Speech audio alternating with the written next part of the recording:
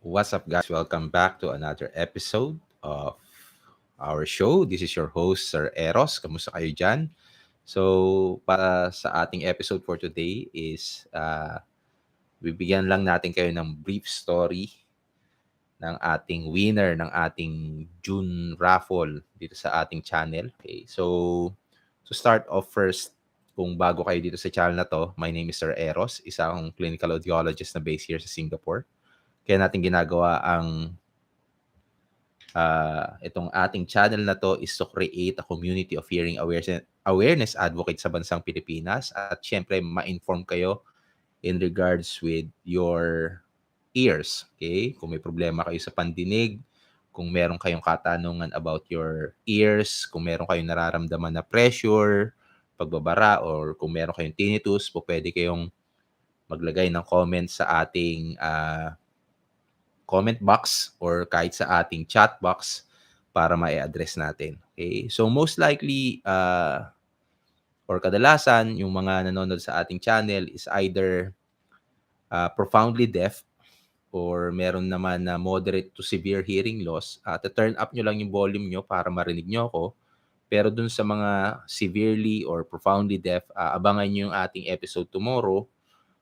Save nyo siya para naman pag nalagyan na natin ng subtitle, matunghayan nyo kung anong nangyayari dito sa ating channel.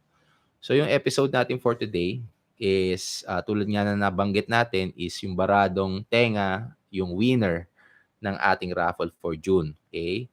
So ba't pa tayo nagkakaroon ng Baradong Tenga? Explain muna natin para do sa mga bago dito sa channel natin. No? So kadalasan, meron tayong tubo sa ilong na tinatawag nating eustachian tube na pag tayo nagkakaroon ng sipon, nagkakaroon tayo ng allergy, or kung meron kayong cyst dito sa ating ilong, or meron kayong tonsillitis, nagkukos siya ng pamamaga ng eustachian tube or pagkakaroon ng dysfunction ng eustachian tube. Kaya nagkakaroon tayo ng sudden na pagkabara ng tenga natin na kung saan posibleng hindi gumagalaw ang ating eardrum or meron fluid sa likod ng ating eardrum.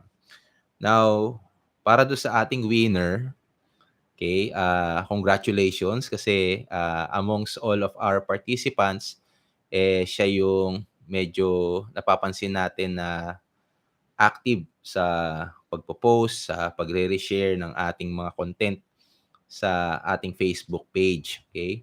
Siyempre, kahit papaano, meron din tayong mga winners or meron din tayong mga nag-i-engage dito sa ating YouTube channel. Unfortunately, even though na nagre-reach out ako sa kanya, ayaw niya mag-subscribe sa Facebook siguro, hindi ko siya ma-contact. Okay?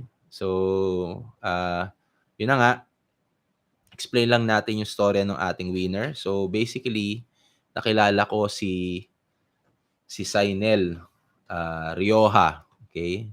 Yoshikawa sa ating mga previous campaign nung 2021, okay? So si Sainel, nakakatawa kasi, gumawa kasi ako nun ng mga paraffle promo na kung saan, tinry nating maging interactive yung ating live. Unfortunately, medyo mix siya na kung saan, meron tayong parang tambyolo nun. Hindi siya nananalo-nalo ta's nababasa ko kasi yung ano, yung mga comment tsaka mga,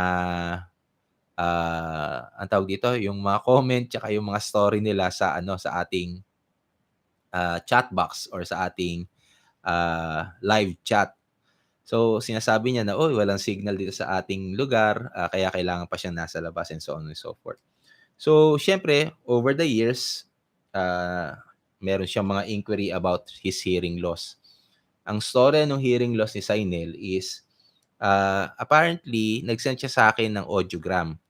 Yung audiogram niya, nagpe-present siya ng tinatawag nating mild conductive or hindi pala, mild to mixed hearing loss, okay?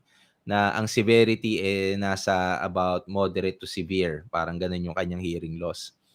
So, usually 'pag ganito yung nakikita nating hearing loss, yung interpretation ng isang audiologist kahit hindi natin nakikita yung actual na tenga, somehow may background na tayo na na alam natin na yung problema ay maaaring nasa outer ear, middle ear, at merong involvement ng inner ear. Okay?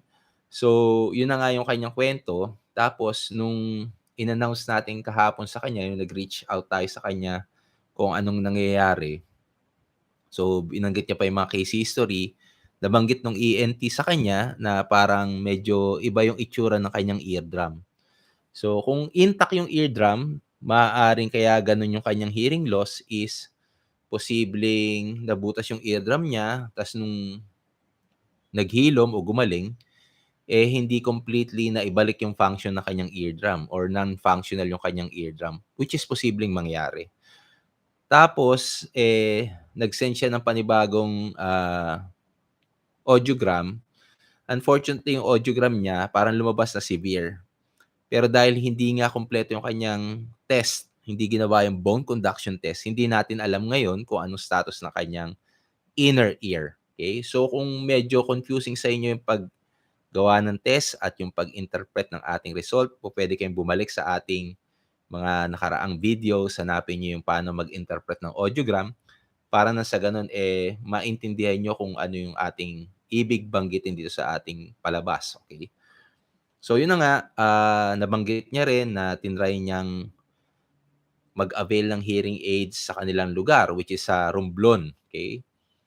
Unfortunately, dahil nga sa Pilipinas medyo expensive talaga ang hearing aids na ang isang piraso is around 55,000 ang kinote sa kanya ng isang malaking hearing aid company, okay?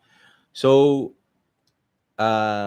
nagkataon na natapos yung ating promo, na June, yung promo tuloy yung ating palaro o yung ating engagement campaign na kung saan, si Sainel kasi nagtala siya ng parang mga 700 points, parang gano'n sa ating Facebook page. Kaya naman siya yung ating napili. Okay. Unfortunately, wala tayong, hearing aid ngayon na bagay dun sa kanyang hearing loss. Pero ang maisa-suggest ko is, kung sakaling kung intact pa yung kanyang inner ear or kung makakapag-repeat PTA test siya at lumalabas na yung kanyang, bone conduction threshold o yung 'pag ginagamitan natin ng vibrator ay intact pa, ang maisa-suggest ko sa kanya for the sake na to develop your skill, okay? Sainel, kung naririnig mo 'to, napapanood mo 'to, instead na bumili ka for now ng hearing aids, i-develop mo yung skill mo, yung sarili mo, sa pamamagitan ng pagbili ng tinatawag nating bone conduction headphones, okay? Bone conduction headphones. Bakit kanyo? Kasi yung bone conduction headphones ay hindi katulad ng inyong regular headphones na kung saan, nai-stimulate natin yung buong pathway. So yung bone conduction headphones, eh, vibrator siya na nilalagay sa likod ng tenga na kung saan, kung meron kang mild to moderate hearing loss, itataas mo lang ang inyong volume at makakarinig ka, okay? So yun na lang siguro yung takeaway, message natin sa'yo at kung helpful sa'yo yun, Sainel, isa-suggest ko na gamitin mo siya, mag-develop ka ng skill para kahit papaano, yung, trabaho mo, ma-develop mo, tumaas yung sahod mo at baka sakaling makagawa ka ng, bagong campaign at para ma-avail mo na yung hearing aid na nais mo, okay? Congratulations uli sa'yo, Sainel, and hopefully yung mumunti natin na ibigay for this month, mapalago mo pa. Unfortunately, yun lang kasi yung ating, ah, nakuha for this month of June. Kumbaga yung tulad nga na nababanggit natin dito sa channel natin, every time na meron tayong namo-monetize, binabalik din natin dito sa ating programa nang sa gano'n, maging self-sustaining siya, okay?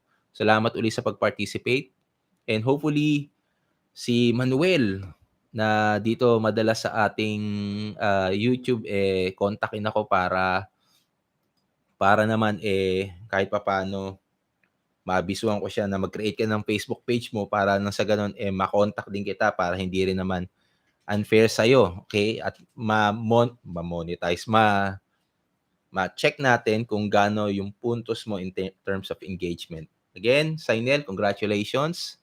And para dun sa ating mga nanonood for tonight, we will make the disable able. Paano natin gagawin yun? By hitting that subscribe button, notification bell, and see you in our next video. Hanggang sa muling live telecast, this is again Sir Eros saying, paalam, bye!